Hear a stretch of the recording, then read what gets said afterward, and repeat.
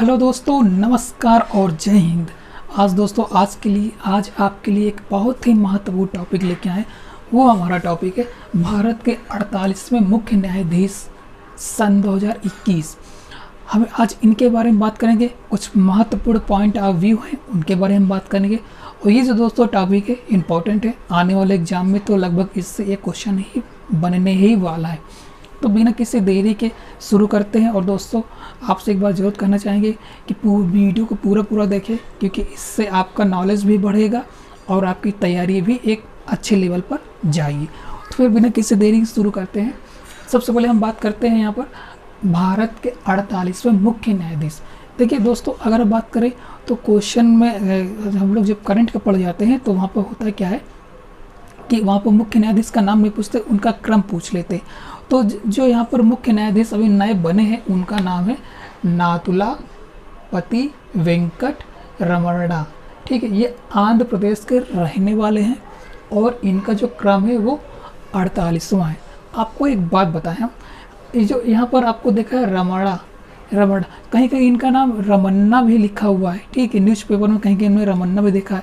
तो रमन्ना और रमन्ना एक ही है। अगर इंग्लिश वर्जन में लिख दे तो दोनों की स्पेलिंग सेम बनेगी, तो इसलिए आप कंफ्यूज मत होना। अच्छा, अब हम बात करते हैं। और कभी कभी होता है थोड़ा पीछे भी पूछ लेता है, तो हम यहाँ पर बात करते हैं S.A. बोबड़े की। अगर बात करते हैं तो इनका जो क्रम था वो 47 था। ये इसको भी आपको याद रखना पड़ेगा। अच्छा, अब हम बात करते हैं इनका कार्यकाल। जो यहाँ पर है नाथुलापति वेंकट रमन्ना का जो कार्यकाल कब से शुरू हुआ, कब से कब तक रहने वाला। तो इससे ये तो नहीं पूछते हैं कि कब से कब तक इनका रहने वाला है, लेकिन कब से शुरू हुआ ये जरूर पूछ लेते हैं, इसलिए आप इसको तैयार कर लो।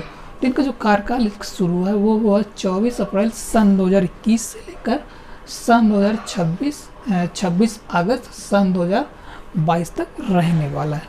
अच्छा, अब यहाँ पर कुछ मोस्ट पॉइंट है, हम बात करते हैं। अच्छा, ये जो हमारे मुख्य न्यायाधीश होते हैं इनको शपथ कौन दिलाता है?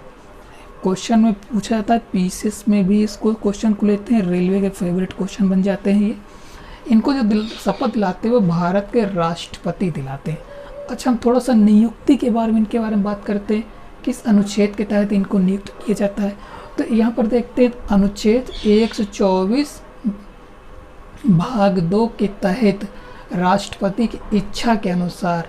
कहने मतलब ये है कि इच्छा का मतलब यहाँ पर ये है कि जब इनकी नियुक्ति होती है तो सारे प्रोसेस होने के बाद जो लास्ट जो सिग्नेचर होते हैं राष्ट्रपति के ही होते हैं, उसी को यहाँ पर इच्छा के रूप में बताया गया। इच्छा के अनुसार इनकी नियुक्ति की जाती है। और सर्वोच्च न्यायालय के अन्य न्यायाधीशों की जो नियुक्त होती है, ये मुख्य न्यायाधीश हो गए। जो सर्वोच्च न्यायालय के अन्य न्यायाधीश होते हैं, जब उनकी नियुक्ति होती है तो सर्वोच्च न्यायालय के जो मुख्य न्यायाधीश होते हैं उनकी सलाह पर उनको नियुक्त किया जाता है। तो ये दोनों जो पॉइंट है आप बिल्कुल से तैयार कर लीजिए। जब सर्वोच्च न्यायालय के मुख्य न्यायाधीश की नियुक्ति होती है तो राष्ट्रपति का महत्वपूर्ण रोल होता है। और जब सर्वोच्च न्यायालय के अन्य न्यायाधीशों की नियुक्ति होती है तो वहाँ पर मुख्य न्यायाधीश की महत्वपूर्ण रोल होता है। ये दोनों अलग हैं पॉइंट और इम्पॉर्टेंट, क्वेश्चन घुमा कर ही पूछता है। अच्छा, हम बात करते हैं, अक्सर क्वेश्चन में रहता है सर्वोच्च न्यायालय जो मुख्य न्यायाधीश होते हैं उनका कार्यकाल कितने वर्ष का, यानी कितने आयु तक वो काम कर सकते हैं। तो यहाँ पर है 65 ईयर, यानी 65 वर्ष की आयु तक वो काम करते हैं। अच्छा, यहाँ पर आते हैं वेतन की बात करते हैं। जो इसमें करंट सन 2021 चल रहा है उसमें इनका वेतन क्या है? वेतन है 2.80, यानी 2,80,000 रुपये मुख्य न्यायाधीश का वेतन है। और जो अन्य न्यायाधीश की बात करें तो उनका जो वेतन है 2,50,000।